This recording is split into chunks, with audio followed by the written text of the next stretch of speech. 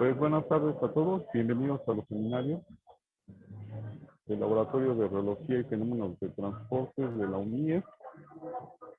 Antes que nada, les agradezco su presencia y agradezco a los organizadores de estos seminarios, que es el doctor Emilio Herrera Valencia, el maestro Luis Antonio Ramírez Torres, el doctor Luis Medina Torres, la maestra Domingo Ortiz Bautista y la doctora Guadalupe Salinas. Son todos básicamente los que estamos en el laboratorio, los alumnos también nos ayudan.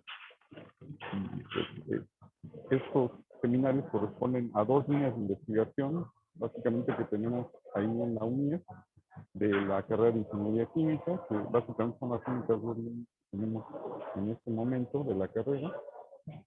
Y pues todos estos seminarios se llevan a cabo todos los viernes al mediodía. En esta ocasión nos acompaña Brandon Lux, que va a presentar lo que está haciendo de su tesis de licenciatura, su tema con el que se va a titular, y que le está dirigiendo el doctor Emilio Herrera Valencia, al cual le voy a pedir que haga la presentación. Y nuevamente gracias por acompañarnos. ¿Ya me escuchan? Buenas tardes, ¿me escuchan? Sí. Escuchamos. Bueno, sí, sí, fuerte, perfecto, perfecto. Primero que nada, quiero agradecer la oportunidad de que Brandon se presente aquí en el seminario de fenómenos de transporte y hidrología de fluidos complejos para darnos parte de sus avances de su tesis. Brandon es pasante en la carrera de Ingeniería Química. Entonces, estamos en la Universidad Nacional Autónoma de México, en la Facultad de Estudios Superiores de Zaragoza, en la carrera de Ingeniería Química. Estamos en el seminario de fenómenos de transporte y hidrología de fluidos complejos que dirige muy acertadamente el doctor Fausto Calderas García. La maestra Dominga también la quiero mencionar porque es parte vital de este grupo de trabajo. Bueno, Brandon, tuve yo el gusto de conocerlo hace tiempo, una persona extraordinaria, un excelente ser humano y una persona muy brillante. Entonces, tengo el gusto de dirigirle esta tesis a este muchacho, a que nuestro compañero de coasesores tenemos al doctor Fausto Calderas García y al maestro en ciencias doctorante Luis Antonio Ramírez Torres. El título versa en la función de transferencia compleja aplicada al flujo pulsátil de líquidos complejos fluyendo en geometrías cilíndricas. Es una configuración mecánica del modelo de Kelvin Boy, que es un modelo viscoplasto. Es importante mencionar que esto es parte de un proyecto que se trae desde Canadá y que se tiene en un proyecto PAPIR en el que colaboran varios compañeros de diferentes universidades. Entonces, sin más que agregar, quiero felicitarte, Brandon, por exponerte. Siempre tenemos que exponernos y bienvenidos a toda la gente que está aquí, en especial a los alumnos de fenómenos de transporte, de masa y la gente que siempre nos hace el favor de acompañarnos. Brandon, como dicen en Canadá, the floor is yours. Adelante, adelante. Gracias. Gracias. Buenas tardes, yo soy Brandon Luc Carranco Arias. Me da mucho gusto que nos puedan acompañar en esta ocasión y vamos a comenzar. El contenido de esta presentación se distribuye de la siguiente manera. La primera parte es introducción, motivación, antecedentes, hipótesis, objetivos, sistema físico, las simulaciones, el análisis de resultados, conclusiones y trabajo futuro, nuestros agradecimientos y la bibliografía. Por la parte de introducción tenemos algunos conceptos básicos. Seguro que muchos de ustedes están relacionados con estos, la permeabilidad, y hay que tomar en cuenta que esta depende del tipo de fluido con el que estemos trabajando, ya sea newtoniano, ya sea no newtoniano, viscoelástico. Sin embargo, nuestro trabajo de tesis se centra en la siguiente premisa, que todos estos trabajos hablan mucho sobre la permeabilidad dinámica. Sin embargo, nosotros proponemos este concepto tan utilizado en materias como dinámica, que es la función de transferencia. Recordemos que la función de transferencia me relaciona una variable de entrada y una variable de salida en un sistema dinámico. En este caso, la variable de entrada será el gradiente de presión, mientras que la variable de salida va a ser el flujo. Dentro de sus aplicaciones tenemos sangre con diferentes trastornos en biorreología, como puede ser la cirrosis hepática. Otra de ellas son en hipercolesterolemia, oclusiones centrales y periféricas. Una vez más, tenemos un exceso de colesterol y se generan tapones o oclusiones. Nosotros lo consideramos central o periférica, ¿no? Tenemos por aquí una de las geometrías que vamos a trabajar. Se trata de las oclusiones periféricas o de capilar. Podemos visualizar en la parte de extrema izquierda dos círculos concéntricos. Uno de ellos tenemos el eje axial Z y el eje radial R. Tenemos una longitud característica que es el radio A. Toda esta parte en la periferia representa una oclusión generada por calcio que se adhiere y se combina con el colesterol. Por acá tenemos la molécula de colesterol y forma oclusiones. Por lo tanto, el área de flujo se ve reducida por el radio A. En la parte de extrema derecha, si nosotros vemos de forma lateral, bueno, antes que esto, ¿qué estamos viendo? Estamos viendo una arteria o una vena. Entonces, en la parte de extrema derecha podemos ver una perspectiva un poquito diferente. Podemos ver cómo están fluyendo los hematocritos en el área disponible y algunas partículas de colesterol. Cabe resaltar que estamos considerando las condiciones de no adherencia entre el sólido y el líquido, donde en la pared o la longitud característica A, el radio A, por acá, no hay desplazamiento, no deslizamiento, la velocidad es 0. Otra de las longitudes características es la ya conocida L en el eje axial o Z. Otra de las geometrías que analizamos, la oclusión central. Una vez más, en la parte de extrema izquierda tenemos dos círculos concéntricos, donde el círculo interior está totalmente coloreado de amarillo. Esto representa las oclusiones centrales de colesterol. Entre el radio R1 y el radio R2, que en este caso van a ser nuestras longitudes características, tenemos un espacio disponible. A través de este espacio va a fluir la sangre, este fluido que nosotros consideramos complejo. En la parte de extrema derecha podemos visualizar de primera parte las condiciones de no adherencia y vemos cómo está fluyendo esta vez la sangre en el ánulo, es decir, en el espacio externo entre los dos radios de longitud característica. Con la siguiente, nuestra motivación. Dentro de sus aplicaciones tenemos las células ciliadas externas. ¿Cómo funcionan estas? Son como bocinas. Es decir, empiezan a oscilar, lo que provoca una amplificación del sonido. Esto es el efecto que conocemos como otoscópico. Por otra parte, en los fluidos biológicos, la sangre humana, que es de especial interés para nosotros, podemos considerar al corazón como una bomba de desplazamiento positivo o una bomba peristáltica. Y bueno, ya sabemos que está oscilando, está generando un gradiente de presión oscilatorio. En la recuperación terciaria de petróleo, las rocas se quiebran generando oscilaciones para aumentar la recuperación del petróleo. Es a lo que conocemos como cracking. Por otra parte, tenemos aquí esta simpática araña. Se trata de las superfibras naturales y lo que nos interesa visualizar aquí es que la seda de la araña está fluyendo debido a contracciones peristálticas en su barriga. Un fenómeno semejante a lo que nosotros llevamos a cabo en la evacuación natural cuando sintetizamos proteínas y tenemos que ir al baño, ¿no? Todo esto es un gradiente de presión peristáltico oscilatorio, ¿no? Aquí tenemos que en el liberado de fármacos, tenemos en los atletas, por ejemplo, cuando quieren generar hipertrofia, aumentar masa muscular, los músculos necesitan quebrarse.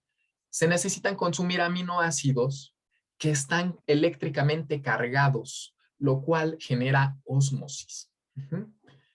mecanismos de difusión como ósmosis debido a las partículas cargadas. En la extrusión de polímeros son instrumentos que vemos eventualmente en la industria. Bueno, no eventualmente, de hecho son muy populares, ¿no?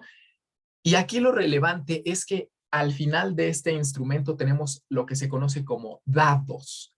Estos dados tienen la función de oscilar, elevando la temperatura de los polímeros debido a los efectos disipativos como la viscosidad, por lo cual es más fácil manipularlos. Dentro de los antecedentes tenemos algunos artículos. El primero de ellos, Controlling Viscoelastic Flow by Turning Frequency During Occlusions.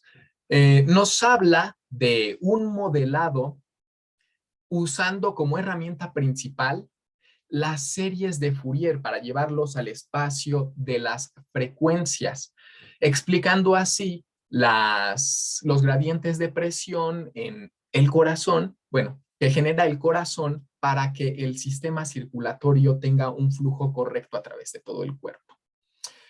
En este caso surge por primera vez la permeabilidad dinámica. Como les había compartido, se utiliza mucho la permeabilidad dinámica en todos estos artículos. La aportación del siguiente artículo es que usa una vez más gradientes de presión, sin embargo, esta vez lo hace en microcanales. Por otra parte, tenemos un artículo más que ahora está considerando microtubos elásticos.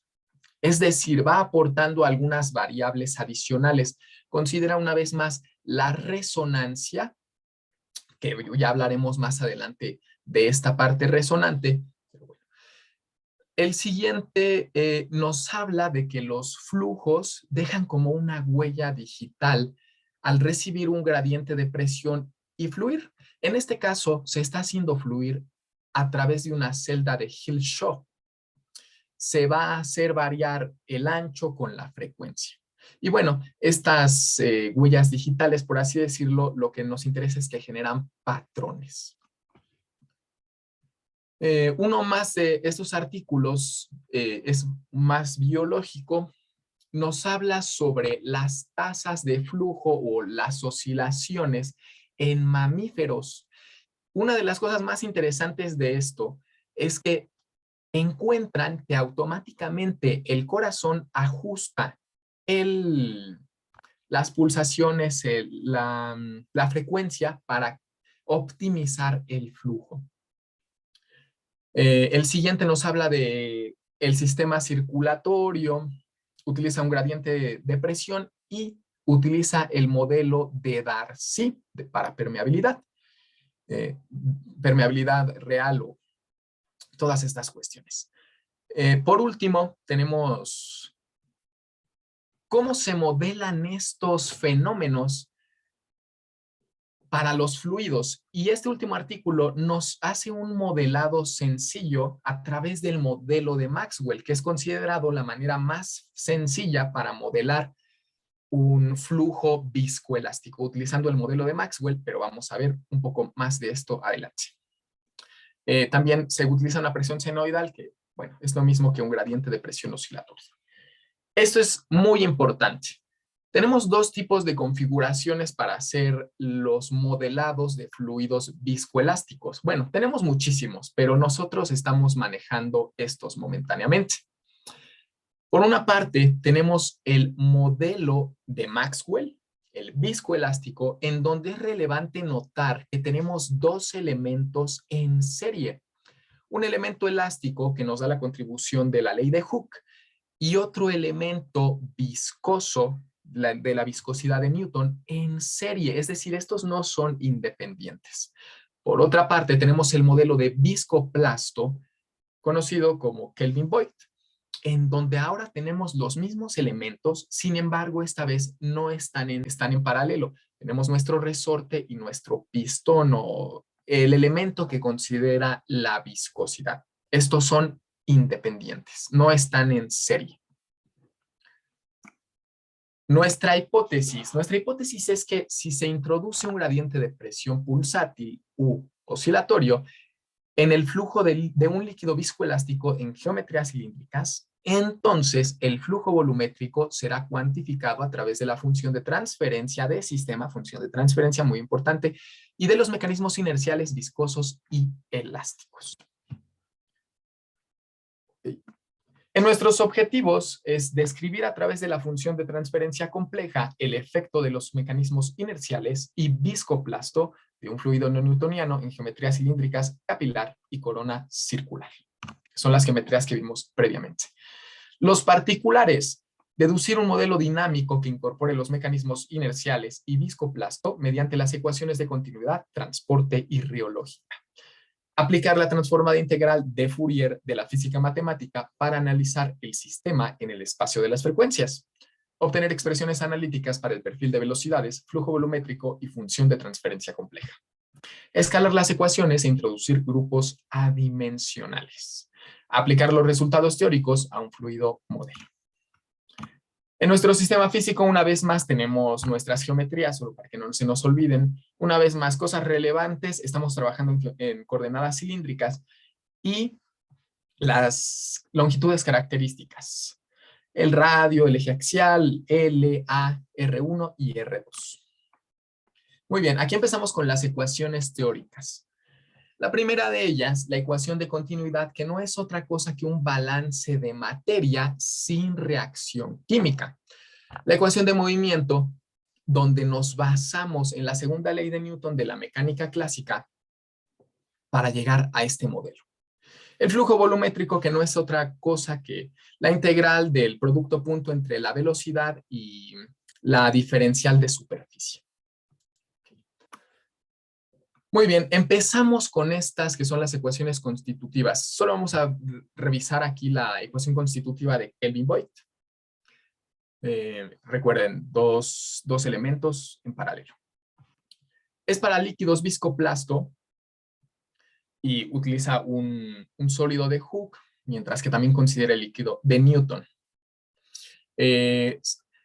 El esfuerzo total, debido a que están en serie, es la suma de los esfuerzos viscosos más los esfuerzos elásticos.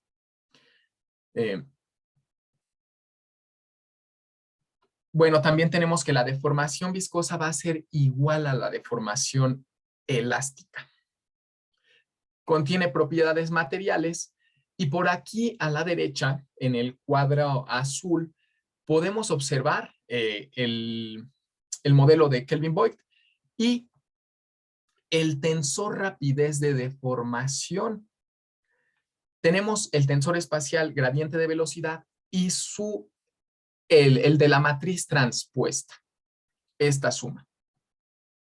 Lambda sub 0 representa el tiempo de relajación del modelo de Maxwell, eta 0 representa la viscosidad y G sub 0 el módulo elástico de Corti. ¿Cómo analizamos o qué tomamos en cuenta para realizar todo nuestro desarrollo? Consideremos un estado no estacionario, es decir, desde el principio queremos llegar a un modelo dinámico. Consideramos a un líquido incompresible, es decir, densidad constante. El fluido newtoniano que va a ser caracterizado por Kelvin-Voigt. Vamos a usar coordenadas cilíndricas, recordemos R, θ y Z, el flujo unidireccional en la dirección axial o la coordenada Z. ¿Qué va a ser lo que va a provocar el desplazamiento o la deformación en mi fluido? La fuerza motriz va a ser el gradiente de presión transitorio. El proceso va a ser considerado isotérmico, eso significa que las propiedades materiales no cambian. Y sabemos que hay mecanismos gravitacionales actuando, sin embargo, nosotros los vamos a considerar despreciables. Lo que provoca el flujo es un flujo cortante. Un flujo laminar, recordemos, número de Reynolds por debajo de 2100, siempre desplazándose en láminas. Y consideramos el no deslizamiento entre el sólido y el líquido, cosa que ya revisamos en las geometrías. Tenemos nuestro campo de velocidades, donde sabemos que si usamos coordenadas cilíndricas, tendríamos componentes en R, θ y Z. Sin embargo, como estamos manejando flujo unidireccional, únicamente tenemos flujo en la coordenada axial Z. Nuestro tensión espacial gradiente de velocidad, donde es relevante recalcar que solo tenemos este elemento. ¿Por qué? Porque es un flujo cortante. Tenemos el de la matriz transpuesta. Una vez más, solo transponemos los elementos y lo tenemos por aquí. En el tensor rapidez de deformación, aquí tenemos dos elementos. ¿Esto por qué? Porque son simétricos, son simétricas. En el tensor de esfuerzo, en la diagonal principal tenemos los esfuerzos normales y fuera de la diagonal tenemos los cortantes. Una vez más, se considera simétrico. Aplicando estos tensores que vimos anteriormente, las ecuaciones de continuidad y movimiento nos quedan de la siguiente manera. La primera parte es la inercial. Como sabemos, el segundo elemento en la ecuación de movimiento es la parte del gradiente de presión. Tenemos nuestra ecuación reológica de Kelvin-Voigt y la ecuación de momento modificada. Una vez más podemos ver la aportación inercial, la aportación del gradiente de presión. Es relevante hablar sobre las condiciones de frontera. En las condiciones de frontera tenemos la del capilar y la de corona circular. Lo más relevante es el no deslizamiento, en donde a las longitudes características radiales, aquí A, R1 y R2, vemos que la velocidad es 0. Y también observamos simetría en el campo de velocidades. Vamos a empezar con nuestra herramienta principal, el formalismo de Fourier. ¿Cuál es la necesidad de usar o el interés de usar esta transformada de Fourier? Que me transforma el espacio del tiempo en el espacio de las frecuencias. Es decir, vamos a visualizar todos estos gradientes con frecuencias. Otra de las ventajas es que no necesitamos condiciones iniciales, a diferencia de la transformada de... Se me olvidó la otra transformada, dejémosla así. Ahorita me acuerdo. En la parte izquierda, transformada de Laplace, muchas gracias. En la parte inferior izquierda tenemos la definición de la transformada de Fourier, mientras que en la parte inferior derecha tenemos la transformada de Fourier para una derivada. Recordemos que vamos a estar trabajando con ecuaciones diferenciales, es por eso que necesitamos de esta definición de transformada para derivada. Una vez más, aquí tenemos el modelo de Kelvin-Voigt. Y aquí mostramos nuestros resultados. Tenemos el perfil de velocidades para un capilar. Es relevante, bueno, vamos a recalcarlo más adelante, pero bueno, aquí tenemos el perfil de velocidades, nuestro flujo volumétrico, el esfuerzo en la pared, pero lo que más nos interesa, la función de transferencia, donde aquí tenemos algo muy importante, ese que tiene el operador psi, lo conocemos como operador fluidez. Mientras que esta parte es la longitud de onda de las funciones de Bessel. Las funciones de Bessel simplemente son ecuaciones que aparecen en algunas ocasiones en los fenómenos naturales y tienen una resolución. Las tenemos de primera y segunda especie. Okay. Y el parámetro beta, que simplemente es para nosotros podamos reducir un poquito la extensión y tiene un significado físico. Por otra parte, tenemos los resultados para el perfil de velocidades en la corona circular. Tenemos aquí nuestras constantes. Una vez más, el operador fluidez, que tiene el subíndice psi. El flujo volumétrico, donde esta T hiperíndice CC, subíndice F, nos está marcando la diferencia entre función de transferencia para el capilar, pero esta con hiperíndice CC es la corona circular. Una vez más, tenemos presente el operador fluidez y el esfuerzo en la pared. Otra cosa relevante es la relación de los radios entre las longitudes características. Una variable adimensional. Variables y ecuaciones dimensionales. Para el capilar tenemos psi sub 0, el tiempo característico newtoniano, la densidad por la longitud característica al cuadrado por psi sub 0. El tiempo característico lambda sub 0, que es la viscosidad entre el tensor. La longitud característica radial es la longitud característica A o R1 y R2, dependiendo si estamos trabajando con capilar o con corona circular, y la axial, que es L. Todas estas variables son adimensionales. A mí me causó mucha curiosidad, pero se usan para ver físicamente cómo va a desarrollarse todos estos fenómenos. Vamos a ver justo aquí, ¿a qué me refiero con físicamente? Tenemos aquí la función de transferencia. En este caso es para el capilar, porque ya no tiene el hiperíndice CC. Nuestra frecuencia adimensional, pero aquí viene lo interesante. Haciendo nuestros artilugios matemáticos y usando variables adimensionales, llegamos a un número adimensional, el número de Débora. Por otra parte, tenemos aquí el parámetro beta. Una vez más, cabe resaltar el operador fluidez.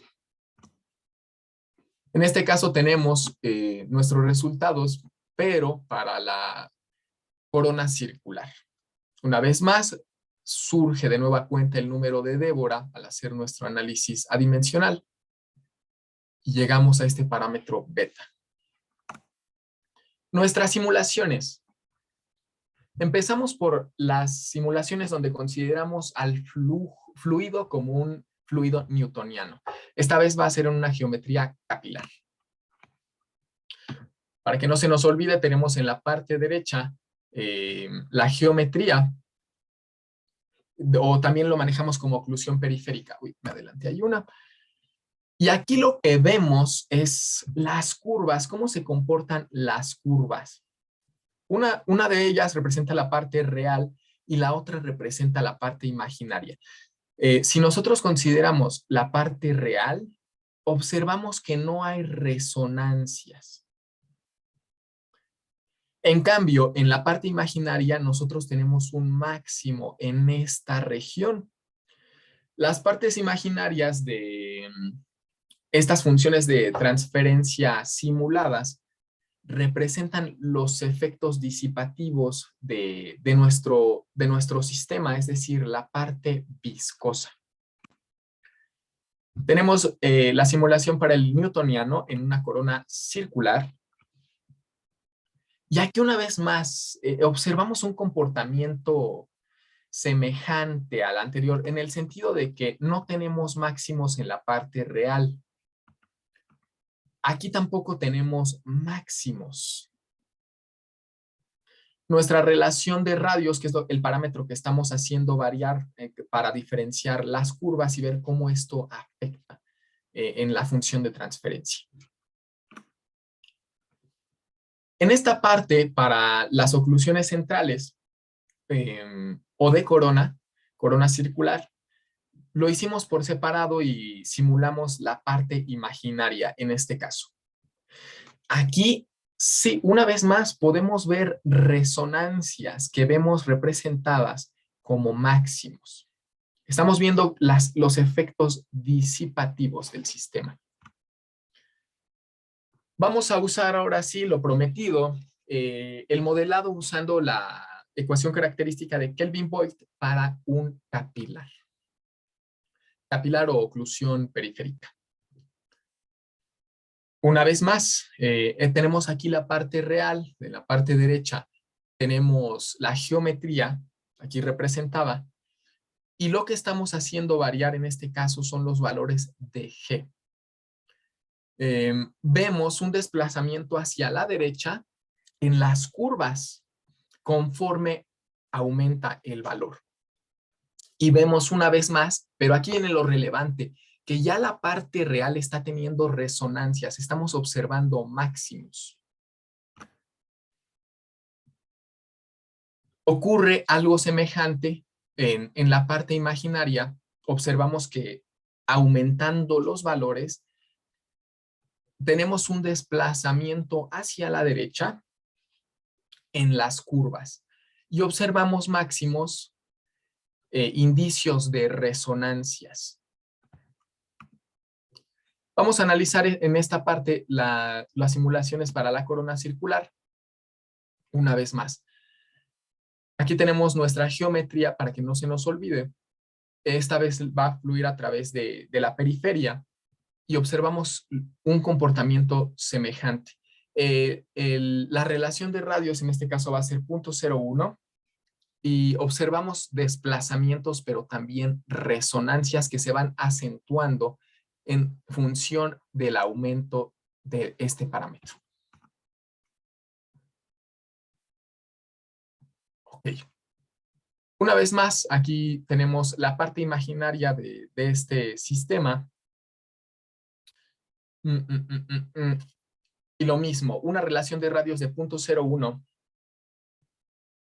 Aquí el desplazamiento no es ni a la derecha ni a la izquierda, al menos en las partes que nos resultan más relevantes, en las resonancias, donde obviamente vamos a buscar una mayor resonancia para recuperar en mayor medida el flujo. Y bueno, aquí vamos viendo que aumenta la resonancia, ¿no? En función del parámetro que estamos cambiando. Nuestro análisis de resultados. Obtuvimos una función de transferencia para el fluido newtoniano y el viscoelástico. Y aquí viene lo interesante. El fluido newtoniano no presenta resonancia en la parte real. El fluido newtoniano presenta resonancia en la parte imaginaria. El fluido newtoniano es independiente de números adimensionales. Estas son las conclusiones o nuestros resultados para los fluidos newtonianos que nosotros revisamos. En esta parte vamos a ver la parte de los fluidos viscoelásticos. Observamos que presenta curvas resonantes, tanto en la parte real como en la parte imaginaria. Y nos aparecen dos números adimensionales, este tan relevante número de Débora y la relación de radios. El efecto de la oclusión está relacionado con la respuesta dinámica de la función de transferencia. El efecto de la oclusión, perdón, estoy pensando en otras cosas. La oclusión periférica presenta una respuesta superior a la oclusión central. Esto nos habla de la recuperación del flujo.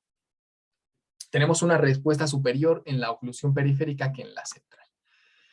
Nuestras conclusiones y trabajo futuro.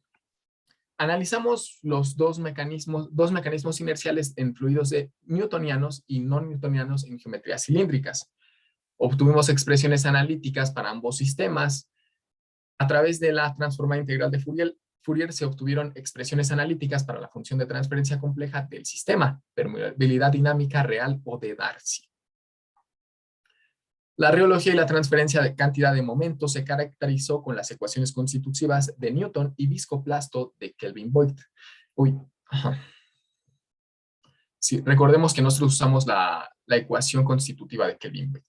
En el caso newtoniano se observa en la parte real mecanismo de relajación, en la parte imaginaria se observa una contribución resonante.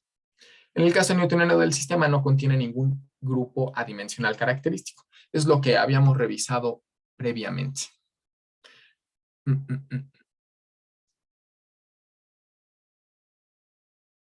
¿Ok? Aquí esta conclusión es muy importante. Esta metodología matemática permite ajustar la frecuencia de tal manera que se obtiene la máxima relación entre el flujo volumétrico y el gradiente de presión.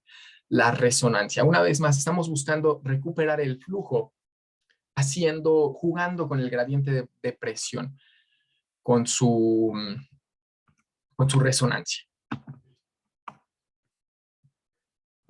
Una vez más nos aparece el número dimensional de Débora. Depende la función de transferencia compleja del número de Débora. Y está asociado a los mecanismos viscoelásticos.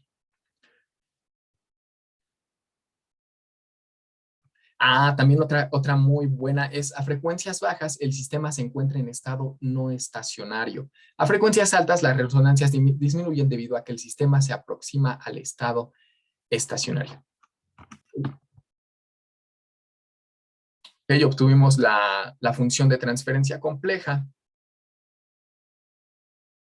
Y vamos a nuestro trabajo futuro. En nuestro trabajo futuro se pretende aplicarlo a un sistema biológico, estudiar la reología no lineal del sistema, estudiar el cambio de geometrías, ver geometrías diferentes. Experimentos reológicos, análisis numéricos con el programa COMSOL, efectos acoplados de transferencia de momento, reología y masa. Nuestros agradecimientos, obviamente, a la carrera de Ingeniería Química, Facultad de Estudios Superiores Zaragoza, la UNAM, nuestra madre, el Laboratorio de Reología y Fenómenos de Transporte de la Unidad Multidisciplinaria de Investigación Experimental Zaragoza, la UMIES, y nuestro amable jurado, el doctor Fausto Calderas García, el maestro en Ciencias, Luis Antonio Ramírez Torres, la Ingeniera Química, Dominga Ortiz Bautista, el doctor y director de tesis, doctor Edson Emilio Herrera Valencia, y la doctora María Guadalupe Salinas. A continuación, presentamos nuestra bibliografía. Ya sabemos, el BIRT de toda la vida, entre muchos otros artículos, Del Río, Castrejón, nuestro director de tesis, Herrera Valencia, hablando sobre todos estos temas. También aparece por acá el doctor Fausto Calderas,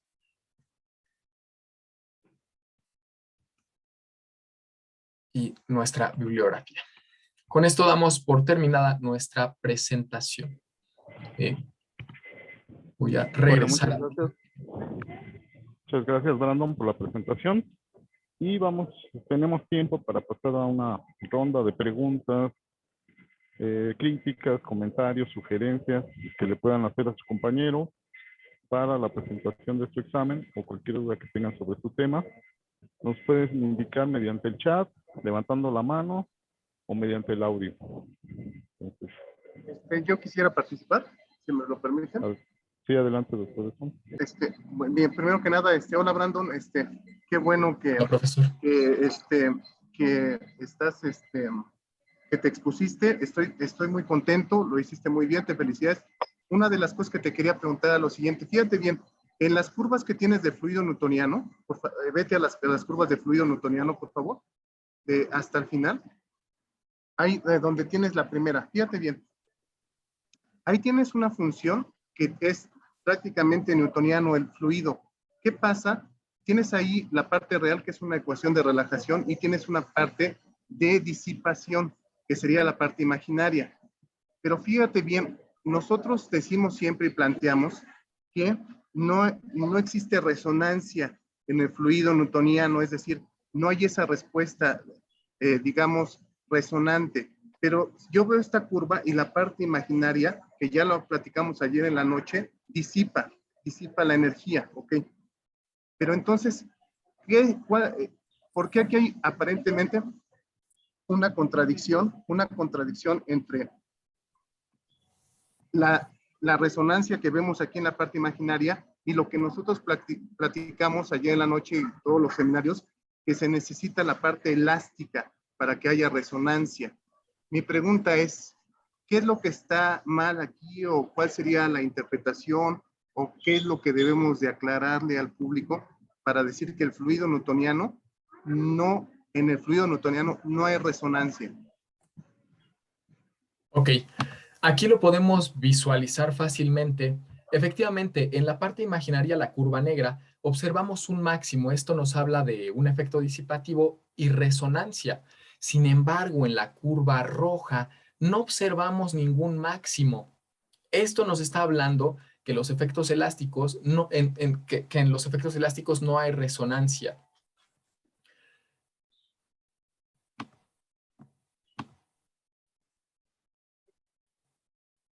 A ver, fíjate bien, yo creo que ahí lo que tenemos que hacer, independientemente de cualquier cosa, es utilizar la norma de la función de transferencia, que es la raíz cuadrada de la parte real, más la raíz, que es la raíz cuadrada del cuadrado de la parte real, más el cuadrado de la parte imaginaria.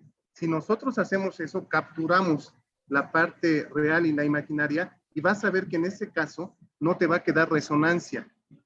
Lo que Ok, te da la resonancia en este tipo de sistemas es la parte elástica, ¿ok? Y eso es algo ok, que debemos de aclarar. Siempre en los sistemas disipativos sucede esta parte, ¿ok? ¿Está correcto? ¿Ok? correcto. Bueno, otra de las cosas, vámonos a la siguiente diapositiva abajo, en esta. Esta, a ver, ajá. Fíjate bien, aquí nos faltó, es importante, tenemos los valores de A, B, C, D y E. Nos faltó ponerlos ahí, es A, B, C, en R, cuando defines R, solamente tienes A y B, ahí hay que poner los valores, C es .7, D es .8 y E es Correcto. .9, entonces eso es importante ponerlo, ¿no?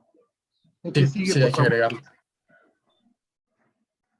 También aquí es exactamente lo mismo. O sea, ahí hay que poner A, B, C, D, E. ¿De acuerdo? De acuerdo. Ok, muy bien. Y vámonos a las últimas, por favor.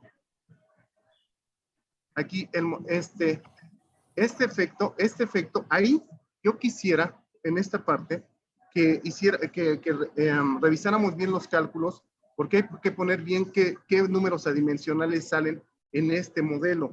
Yo creo que sale como todos el Débora, pero hay que analizar bien este problema, porque sí es importante ponerlo muy bien, ¿de acuerdo? O sea, ahí los números adimensionales creo que sí falta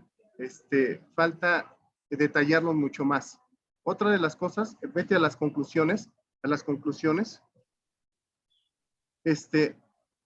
aquí en esta parte, yo creo que sí tendríamos que colapsarlo, porque me parece, como ayer te comenté a las 12 de la noche, 12:30, que sería que es demasiado texto, entonces creo que sí tenemos que condensar, ya sea en una tabla, ya sea en algún dibujito, en alguna cosa, lo que sería la diferencia entre el newtoniano y el no newtoniano, ¿ok?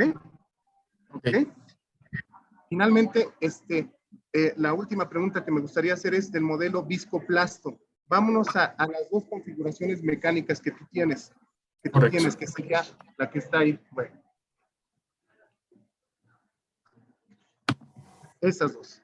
Fíjate bien, estas dos yo no las había entendido y yo tengo un doctorado bueno, no en biología, pero en fenómenos, o por lo menos es eso. Estas dos no las entendí hasta que el doctor Fausto me las explicó, la diferencia, porque son difíciles estos modelos mecánicos. En pocas palabras, de lo que has trabajado aquí, ¿cuál sería la diferencia entre el modelo de Maxwell y el modelo de Kelvin? En tu interpretación, por favor, ¿cuál sería la diferencia?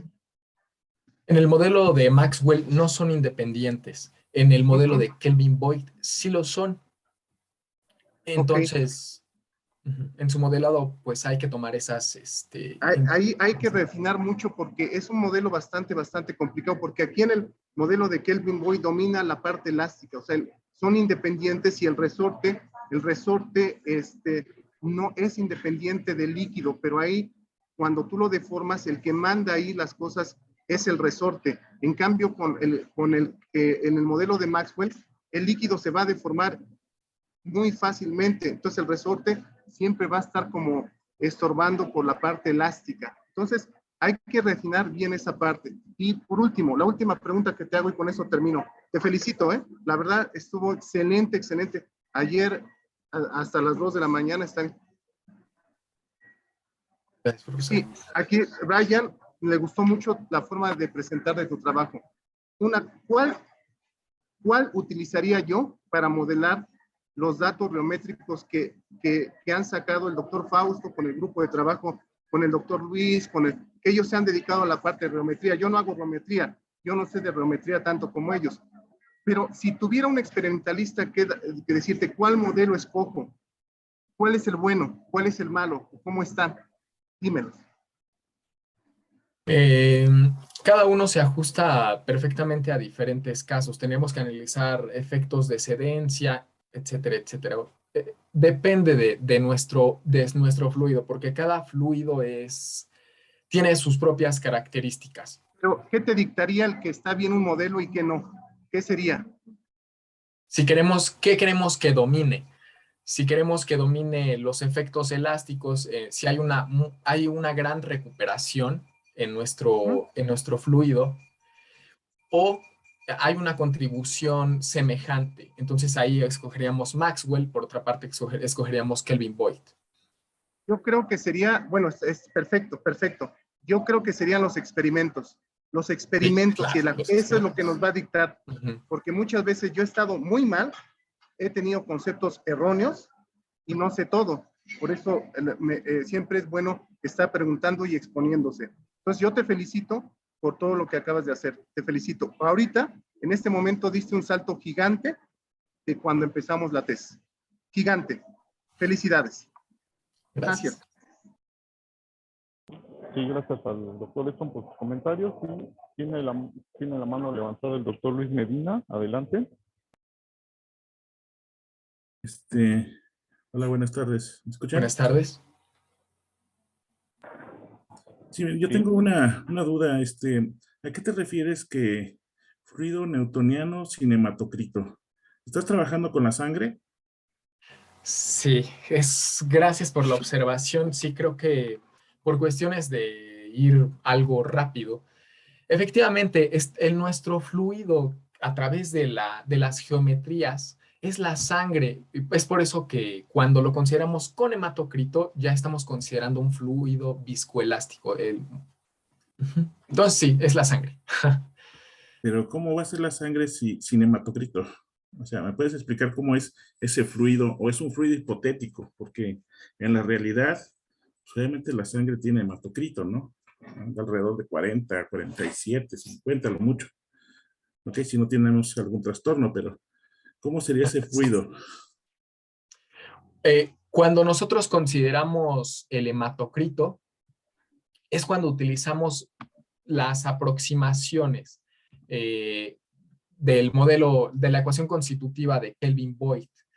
Cuando no consideramos los hematocritos o despreciamos sus efectos es cuando los consideramos fluidos newtonianos. Pero, insisto, la sangre no tiene un comportamiento newtoniano con o sin hematocrito. Es un fluido que podría presentar un comportamiento no newtoniano adelgazante al flujo, pero pues, obviamente ahí como que me brincó eso que pones casi en las diapositivas de tus resultados, sangre, fluido newtoniano, sin hematocrito. Y por otro lado, te iba a preguntar, de acuerdo a lo que tú estás tomando en cuenta en estos modelos, ¿estás considerando el efecto Rouleau No, no lo estamos considerando. y la tixotropía? La tixotropía, de momento, sé que analizando los comportamientos de fluidos es... ya recuerdo, el efecto del tiempo en los fluidos. No está considerado, pero sí es una función de transferencia dinámica. Pero no está muy detallado la toxitropía. Y finalmente, en tus experimentos que estás tomando, ¿lo estás tomando de qué datos biológicos de la sangre? ¿O nada más ahorita estás apenas haciendo aproximaciones? Sí, recién estamos haciendo aproximaciones con los modelados. ¿Y crees que cuando tomes esos datos vas a considerar también por ahí efectos de agregación? La verdad es que desconozco esta parte. Agradecería si me explicara un poquito más de qué son estos efectos. Sí, la agregación de la sangre, de los eritrocitos, cuando tú estás deformando, solamente puede haber efectos de agregación cuando estás deformando de arriba a Ok. abajo, de abajo a arriba. O sea, la rampa de flujo. Puede ser tomado en cuenta para el trabajo futuro. Nuestra intención es hacer la aplicación a experimentos biológicos. Sí, la sangre es un Sí, experimento biológico, pero lo que claro. voy es, si tú estás considerando que hay oclusión, Ajá. esa oclusión no necesariamente podría ser debido Ya, debido al colesterol, ¿no? ajá. Ok, la agregación de los eritrocitos, ya veo de qué va esto. Pues momentáneamente no se está considerando, pero es una buena sugerencia para nuestro trabajo futuro, considerar la agregación de los eritrocitos. Ok, bueno, muchas gracias. Hasta luego. Gracias. Sí, gracias al doctor Luis Medina. Sí, Brandon, considera todo esto. Aunque ahorita vamos a detallar algunas cosas.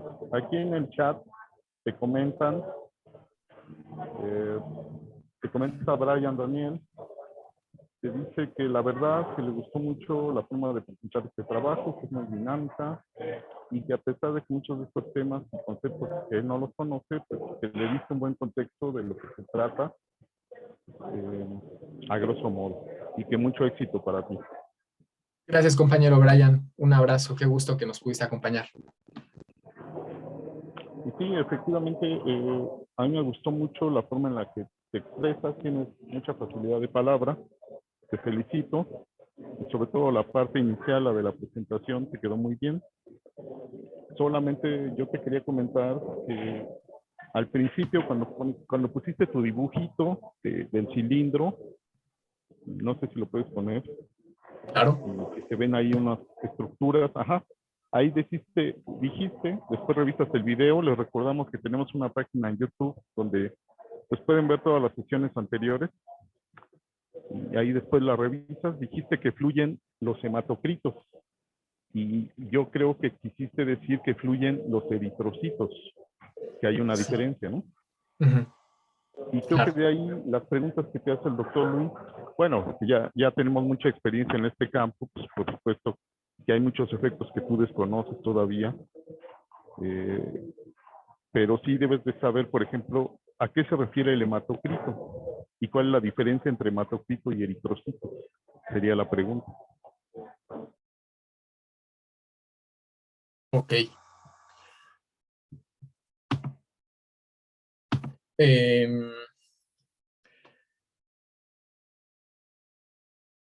Hematocrito justamente es esta especie de donita que tenemos en el flujo sanguíneo. Y No, ese es el eritrocito. Ese es el eritrocito. O sea, el glóbulo rojo. Glóbulo rojo. Tal vez sería más preciso mencionar la próxima vez glóbulo rojo. Pero entonces, ¿qué es el hematocrito? ¿No te acuerdas o no lo revisaste? No lo recuerdo. Ya hace algunas semanas que revisamos esta cuestión. Bueno, acuérdate, el hematocrito se refiere al porcentaje de volumen que tienen los sólidos en la sangre. Pero los sólidos no nada más son los eritrocitos, porque acuérdate que la sangre está compuesta de glóbulos rojos, glóbulos blancos, de plaquetas, de proteínas y demás, ¿no? Todos esos sólidos, cuando sacamos la fracción volumen, a eso se refiere el hematocrito, o sea, la cantidad de sólidos, en porcentaje en volumen. Ok. Entonces, cuando tú dices que la sangre no tiene hematocrito, pues más bien te estás refiriendo a cuando ya es solamente el plasma, o sea, cuando quitas los sólidos y tienes solamente el plasma, que podría o no comportarse como un fluido newtoniano, pero se aproxima, ¿no? Ok, muchas gracias, lo voy a recordar. Con respecto a lo que te preguntaba el doctor Luis, pues sí, efectivamente, no estás considerando ningún efecto temporal, no estás considerando tixotropía, tampoco estás considerando la agregación de los eritrocitos, o sea, la agregación de los eritrocitos, que sería el rouleau, tú no la estás considerando, que además es un efecto que se vería a deformaciones muy pequeñas. Tú ahorita no lo estás considerando. Eso estuvo bien. Y pues nada más serían los comentarios sobre lo que te preguntaron. Yo te felicito también. Como te digo, me gustó mucho cómo llevaste la exposición. Finalmente te quiero comentar que la maestra Dominga en el chat dice que le gustó mucho cómo expusiste un tema tan complicado, que obviamente hay que afinar algunos conceptos, pero bien. Y también de Surizadaí Gómez Granado, que dice que muy bonita forma de expresarte y que te entendió muy bien. Pues no sé si hay alguien más que quiera participar. Luis. Sí, doctor, ¿Quieres hacer gracias. alguna pregunta? Rápidamente, Adelante. porque ya tenemos el tiempo encima. Te felicito, Brandon. Tu exposición fue muy buena. Nada más ten cuidado con esos detallitos. Y nada más te quiero hacer una pregunta. Tú nos habías mencionado que es en estado estacionario. Sin embargo, estás considerando términos temporales. ¿A qué se debe eso? ¿O es algún error? Tal vez cuando hablé en la presentación se me pudo haber pasado. Una de las condiciones justamente es el estado no estacionario. Entonces es por eso que mencionaba los efectos temporales. Exactamente. Sí, es correcto. Muy bien. Pues sería mi única pregunta y te felicito nuevamente. Gracias. Muchas gracias. Gracias a todos por acompañarme. Muchas gracias. Sus bonitas Les palabras. agradecemos su presencia y pues los esperamos la próxima semana. Que tengan buena tarde. Y hasta la próxima. Felicidades, Brandon. Gracias. Felicidades. Excelente. Gracias a mi excelente asesor. Y bien Edson. por la corbata, ¿eh? Bien por la corbata. Gracias. Eso. Felicidades, muy bien, excelente.